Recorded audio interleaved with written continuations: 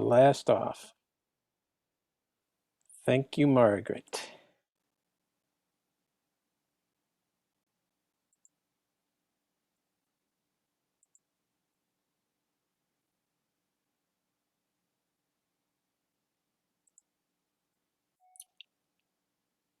Okay, we are here and welcome. It's so good to be back. These classes are so interesting. I find them interesting, and I know you guys do too. All right, today we're going to start learning about meditation and intimacy between men and women. And as you can expect, Rabbi Kaplan does a first-class approach to this topic, informative and inspirational. And we will also continue our study of mindfulness and keep comparing it to concentration so we really get a grasp on concentration as being a restrained focus and mindfulness being expanded. I'm going to really drill those principles home.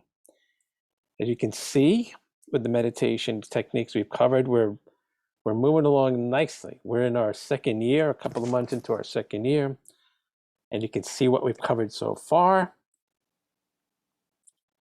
We just finished getting closer to God through commandments and rituals, and now we're on meditation and intimacy. Upcoming, we're going to be reviewing meditation and remolding the self.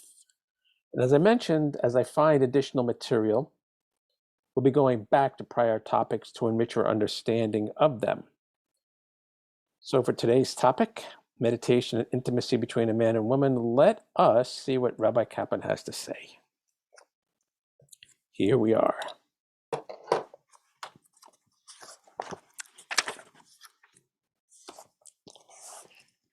This is what he says. We're right here. In earlier chapters, I discussed how the last two letters of the tetragram, Yud K Vav K, the last two letters Vav K, represent the male and female forces of providence. We did not go into that because, in my opinion, that's a little bit too mystical for us right now. But the point of what he's saying is that there are male and female forces in God's world that he created. So immediately some of you are thinking, I know yin yang, and yes, I am drawing direct correlations between what Rabbi Kaplan is saying. Judaism says there's masculine and feminine, male and female forces, and what the Chinese are calling yin yang. I think we're talking about the same thing. And as I do more research, I'm going to try to give you details on that. Okay, the male force is that which acts upon the world, while the female force is that which allows the world to be receptive to God's power. Okay, we'll get into this. This is one reason that we refer to God in the male gender when we pray. Okay, so that was a question a year ago. Why do we speak about God with the male gender? And part of the reason here has to do with portraying God as actor. Of course, although we usually refer to God as a male, in his true essence, he is without gender. So again, the reminder is that when we're speaking anthropomorphically about God in terms of having human qualities, we're speaking metaphorically. He doesn't have a gender, he's God. We refer to him as a male, however, because we want him to act upon the world through the male force of providence. We then leave ourselves open to God's providence as a female is open to her mate. So again, speaking metaphorically, we're kind of, God is the actor and we're the we. Now he's going to have to define we. I think he means people led by the Jews to receive God's actions. The way Rabbi Foreman, by the way, talks about this, he uses business terms, senior partner, junior partner, meaning that there's a partnership involved, but God is at the top of the hierarchy. Same idea. The expression, the Holy One, blessed be He, is in the male gender and is therefore seen as denoting the male force of providence. It also relates to the Vav in the tetragram. And again, that's mystical. We're not ready for that yet. The Hebrew word for divine presence, on the other hand, the Shekhinah, which is a feminine noun. The Shekhinah denotes the final Hey in the divine name, as well as the female power of providence. Okay. Divine presence, divine actor, male force, divine reception, divine presence, female force. It is significant that the Torah presents man and woman together as comprising the image of the divine. Now, this is going to be a little review of that Torah verse, which is very hard to understand. The Torah thus says, God created man in his image. In the image of God, he created him, singular, male and female. He created them. He created him as a them. That's from Genesis. This clearly implies that male and female together form the image of God. So again, look at his logic. God creates man, meaning humankind, in his image, meaning God's image. God created them, male and female. So that means the image is a them. The image is a male and female. Okay. Why? The reason for this is obvious. A male and female have the power to do the most godlike thing possible, namely to create life. The power to conceive a child is so godlike that the Talmud states that when a man and woman create a child, God himself is their third partner. Okay. So we've got masculine and feminine forces in this world that God has created. The masculine are characterized by action, the feminine by reception, and the culmination of this creation is humankind, created with a male and a female qualities, created. The men and the women are created separately from one another, but together combine, like in procreation. And that is when we have the image of God, according to this approach. Therefore, a husband and wife should see each other as being a reflection of the divine. When a woman looks at her husband, she should see him as a reflection of the Holy One. Blessed be he, the male aspect of the divine. Similarly, when a husband looks at his wife, he should see her as the divine presence, Shekhinah, the feminine aspect of the divine.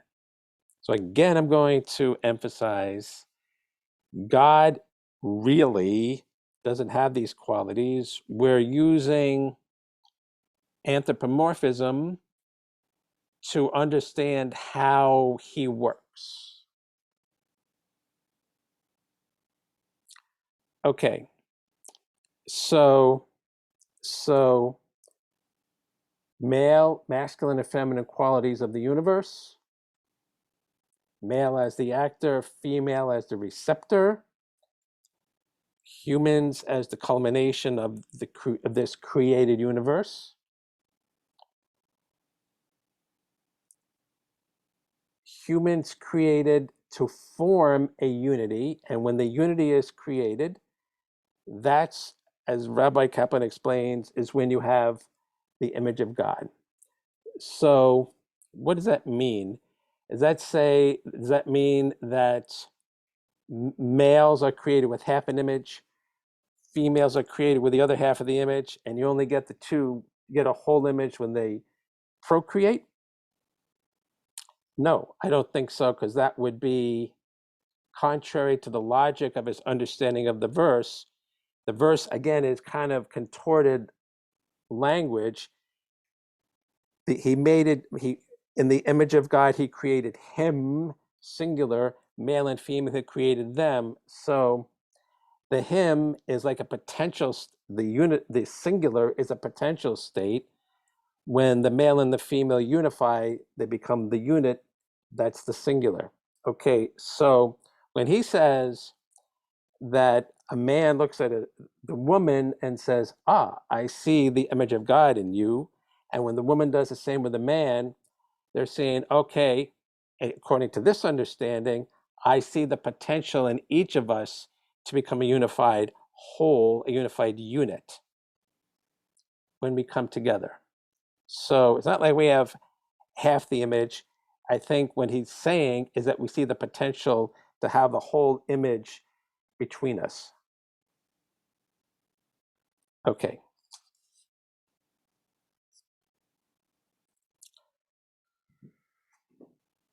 When a person attains this goal, and again, the goal is being able to see the divine image in another person. And again, we're defining that as the potential to create a unit with her or him, whatever that is, because how does the term image of God fit into this? Okay, so we're going to have to build on that. But whatever that is, the goal, however we define it, the goal is to see that potential unity. Okay, when you have that goal, he's speaking from the man's point of view, he will fully appreciate his wife's beauty and see it as a reflection of the divine. He will then also be aware of her inner beauty, which is a reflection of the beauty of the Shekhinah. When one can contemplate this, one is filled with a love towards one's spouse that parallels the supernal love between the masculine and feminine forces of the divine. Okay. Okay, so step number one to understanding this is, okay, we've got external beauty, good, but by trying to see the potential for unity, we have to look inside the person and see the inner qualities. There's inner beauty too. And he says that's where you start getting a sense of the Shekhinah, of the feminine, receptive force of providence. And she would do the same.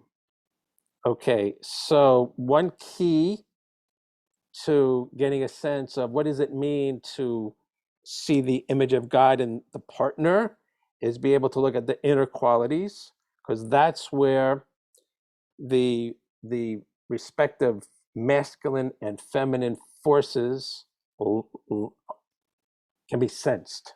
I think that's a good way of phrasing it. And he says, when you do this, you're filled with a love towards one spouse that parallels the supernal love between the masculine and feminine forces of the divine. So now he's making another point about the relationship between these forces. They love each other. Okay, so that's like a yet another characterization of love here, because he's saying these masculine and feminine forces of providence have a love relationship.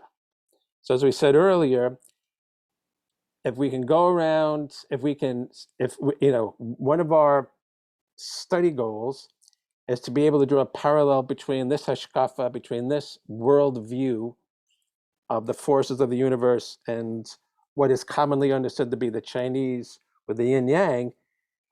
I think the yin yang symbol portrays this love relationship between the forces very well. Why? Because if you could picture in your mind, you have like the teardrop shape white, which is yang, it's expressed. And what is there? There's a dark dot in it, and positioned with it, around the contour of it, snug against it, is the dark teardrop, expressing yin, hidden, receptive, with a white dot in it. So that larger white area with the dark in it and the larger dark area with the white in it show the intertwining of the two forces. So that's one way to sense what he's saying when he says the forces are in love. There's some kind of intertwining. And as he said before, we've discussed, like when we do mitzvot,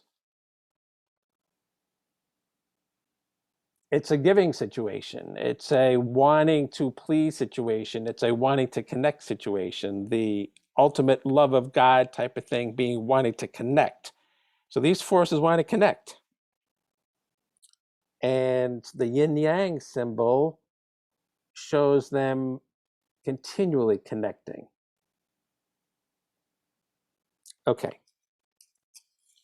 The Torah tells about the love between Jacob and Rachel and describes it as one of the greatest loves the world has ever seen. It tells how Jacob was willing to work as an indentured servant for 7 years to win Rachel's hand, and how the 7 years, quoting, passed like days. So much did he love her. That's from Genesis. The Jewish mystics explain that Jacob saw himself as the male aspect of the divine and Rachel as the female aspect. He therefore had a love that was a counterpart of the love on high. So he's saying, this is interesting for a few reasons. One is that he's bringing in a commentary on Torah, a mystical commentary on Torah, not your more grounded in text type commentary like you get from Rashi, the Ramban. Some of these guys get a little bit mystical, but here's a straight from the mystic's mouth type of thing, saying, you know what this verse means? These guys are seeing they're seeing the divine elements in one another. That's what this means. Okay, the best love you could have, love on high. And not only is he bringing in the mystics commentary on Torah, but he's saying that commentary is showing us that real people actually accomplish the seeing the image of the divine in one another. And the perception was expressed as a love that can't be beat. Okay, trying to make this as graspable as possible. Okay. Now here's a really interesting point. When one is looking for a spiritual master, the first thing to examine is the master's relationship with his wife. From the way a man treats his wife, one can know how he relates to the Shekhinah. And again, Shekhinah as the feminine force in the world, the receptive force in the world. No matter how deep the master's meditations seem to be, no matter how wise his words, if he does not have a good relationship with his wife, then there is something missing from his spirituality. Conversely, when a man has a good relationship with his wife, even in the face of temptation and adversity, it is a clear indication that he is on a high spiritual level. Okay, this is like a real killer statement. Because he's saying that you could automatically, he's saying that you could say that being that and by the way, there can be female spiritual masters. So let's talk about both male and female spiritual masters. If the spiritual master has this type of relationship with their spouse, a good relationship with their spouse through thick and thin type stuff, then that person can be considered possibly a true spiritual master.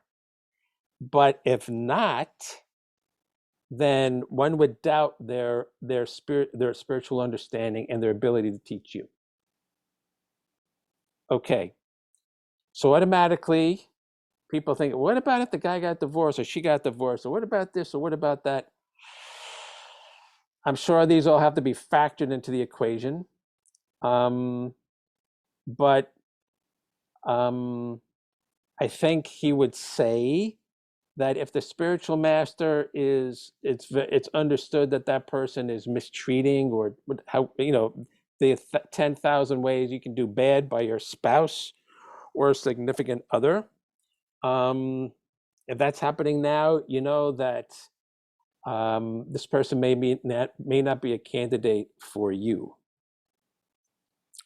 But if, on the other hand, you know that they are doing good by their significant other, we're talking about both a male or a female spiritual master, then they could be a good one. And I actually would say that by extension of this thinking, in terms of how they treat their loved ones, you should be able to make a similar assessment by how they treat their parents and their children. Now, I think Rabbi Kaplan might say that, yeah, could be true, but your primary consideration would be how they treat their spouse, and maybe a close second would be parents and children. But I think that the treatment of their parents and children definitely has to be a factor if you're looking at their spirituality,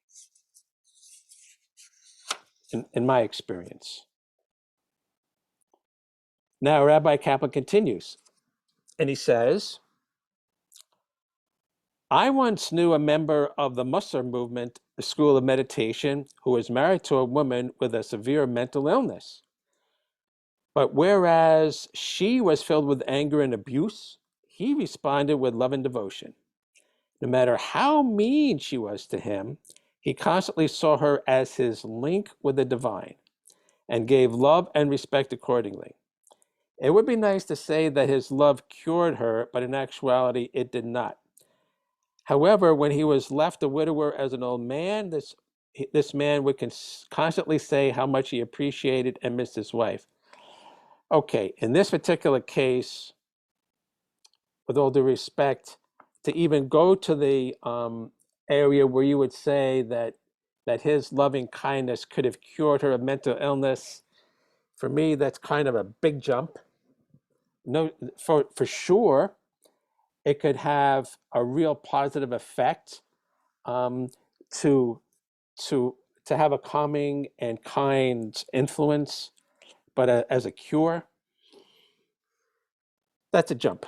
But the bottom line is he was as a he was but he still had a good impression, which would be consistent with his ability to treat her kindly. If he had the ability to treat her kindly when she was alive, he certainly had and good impressions of her when she was nifter, when she passed away. Okay. Now, people have said there's people with questions, which I'm going to save time at the end of this. So I'm going to just whet your appetite and continue this next week by saying it is also significant that there is no encouragement of celibacy in the Jewish tradition, mystical or otherwise.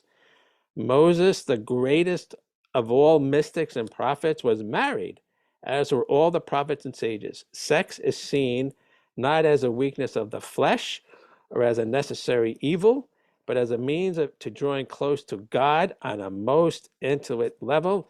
And what is that about? You're going to have to come in next week. That's what you're going to have to do and find out about the details on that. He does give details in a very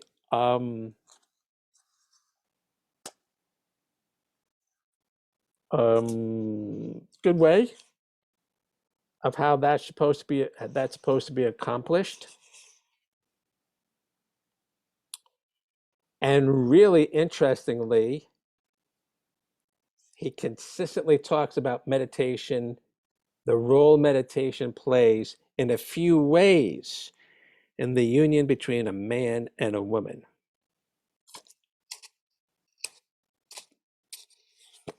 So now's your motivation to show up next week and bring all your friends.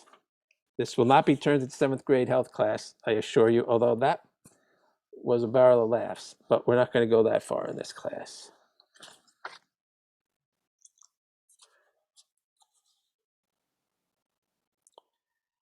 Okay. He's a very high, Rabbi Kaplan is a really high person.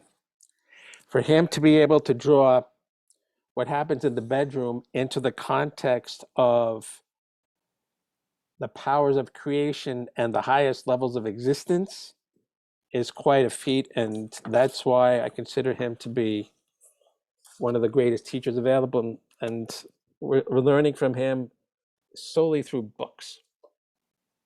That is how great is his teaching.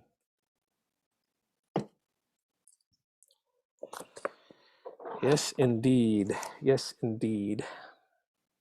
So we're going to be getting to sex can draw you closer to God next week.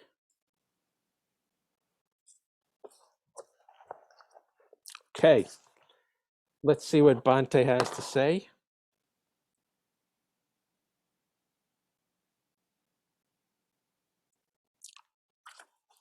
Okay. Concentration versus mindfulness. Concentration, narrow focus. Mindfulness, expanded focus.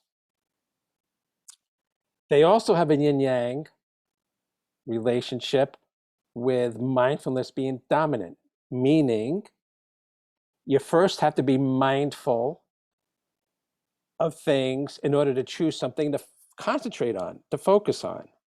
So concentration is subordinate to mindfulness. Mindfulness has to come first and be dominant in the sense that it has to, it is the one that directs what one is going to be concentrating on, but one needs the concentration skill in order to be mindful, meaning that as your awareness expands, you need to have the ability to concentrate. To focus on, I see this, I'm aware of this, I'm aware of this, I'm aware of this. Your ability to focus on what you're being mindful about helps you see what you're being mindful about. So there's an interlocking relationship between the two. Mindfulness comes first, and concentration then comes, but mindfulness needs concentration to keep being mindful. Okay.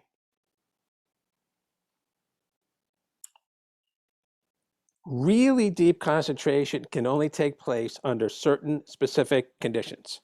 Buddhists go to a lot of trouble to build a meditation hall and monastery. Their main purpose is to create a physical environment free of distractions in which to learn the skill of concentrating. No noise, no interruptions. Just as important, however, is the creation of a distraction-free emotional environment. The development of concentration will be blocked by the presence of the 5 hindrances: desire, lethargy, agitation, doubt, aversion. Okay, whatever you consider to be your hindrances, and we, in our terms, Yetzer type stuff, Yetzer hara, the evil inclination, anger, negative emotions. Okay, it's really hard to meditate and be angry or have something bothering you unless you made that your specific challenge to transcend that particular emotion. That in itself is a specific type of meditation. Like there's sometimes when I'm inclined to do it, will drive and play music that bothers me because I want to be able to like remain calm in it. I like music. There's some music that I think is just, so I'm like, all right, turn it up and let's see let's see. And it's not just like, it's like, okay, be centered in it and not let it bother me. That's the goal. That's a separate meditation though. Ordinarily speaking, to really develop deep skills, you don't want to have anything bothering you. So that's a good point. A monastery is a controlled environment where this sort of emotional noise is kept to a minimum. Members of the opposite sex don't live together.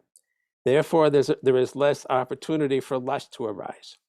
Possessions aren't allowed, thereby eliminating ownership squabbles and reducing the chance for greed and covetousness. Another hurdle for concentration should be mentioned. In really deep concentration, you get so absorbed in the object of concentration that you forget about trifles, like your body, for instance, and your identity and everything around you. Here again, the monastery is a useful convenience. It is nice to know that there is somebody to take care of you by watching over all the mundane matters of food and physical security. Without such assurance, one hesitates to go as deeply into concentrate as one might. That actually is a really good point. Meaning that if you really wanted to go for it and spend, we're not talking about a half hour seated meditation, we're talking about like a weekend and more, and really get into it, you'd want to be safe and sound. You'd want to be, you'd want to, you want to be able to not have to worry about, oh man, I got to get up in 30 minutes and start cooking dinner type of stuff or whatever. So the whole idea of the monastery is like a retreat where all this is done and you just are able to meditate. That actually is a good way to go really deep. But I just want to say that, I get the point here is that the seated meditation, not moving, unencumbered by any physical or emotional whatevers, is a way to go real deep, and that's a very basic type of meditation. There are certainly other programs of meditation which help you develop other skills. Like I've been on a Kung Fu retreat where it was non-stop action, but after every vigorous physical activity, there was a seated meditation. So Sifu interspersed seated meditation to go deeper within a very full schedule of physical activity, including combat. So that's another, and the goal of that program is to become calm within a lot of activity, center of the storm type stuff. That's also a very important type of meditation. Okay.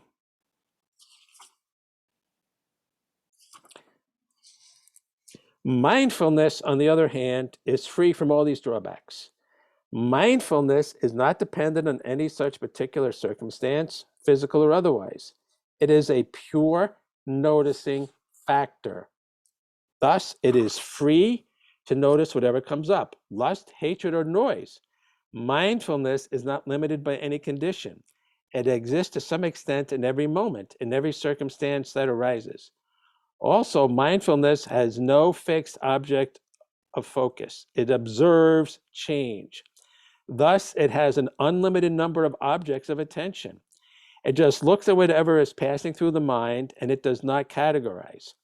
Distractions and interruptions are noticed with the same amount of attention as the formal objects of meditation. In a state of pure mindfulness, your attention just flows along with whatever changes are taking place in the mind. Shift, shift, shift. Now this, and now this. All right, so compare the two experiences.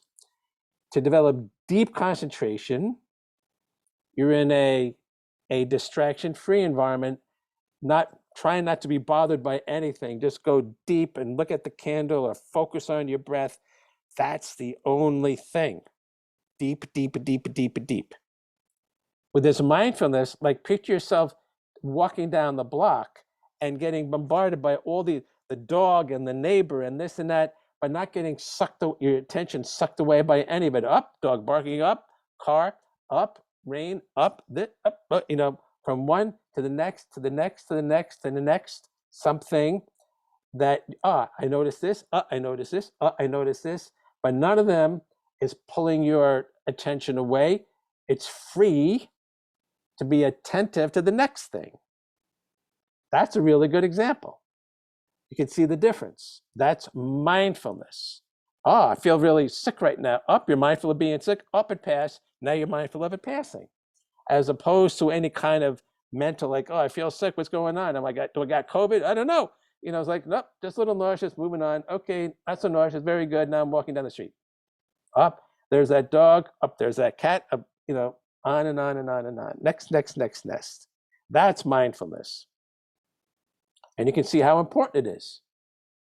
It's like being aware of being aware of your interaction with your environment, its effect on you, and just moving on, not getting sucked away by what that effect does to you. That's a very good way to be. From a self-defense point of view, it's essential. You're aware of what's around you and what you're feeling about it. Okay. So there's a good comparison of concentration and mindfulness, and we're going to continue talking more about mindfulness in particular and contrasting it next week.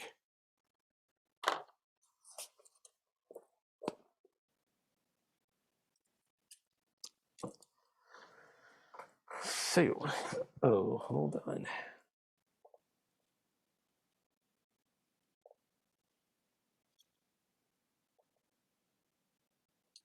Okay.